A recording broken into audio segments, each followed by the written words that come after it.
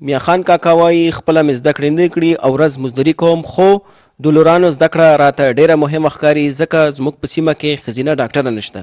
نو دا زما لویه هیله ده چې په لورانو د زامنو په څیر لوړې زده کړې وکړم.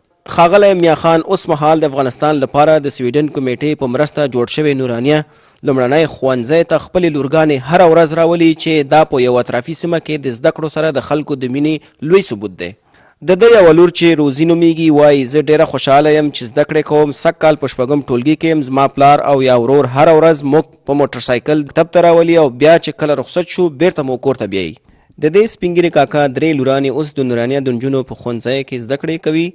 2 په 6 او یو لور په 5 ټولګي کې دی. د ده په وینا دا ښوونځی د زده کړو لپاره ځکه انتخاب کړی چې درسونه یې باکیفیته دي. له ناامني او کلتوري محدودیتونو ورهخوا د افغانستان په یو شمېر سرحدي ولایاتو کې د زده کړو لپاره د خلکو دا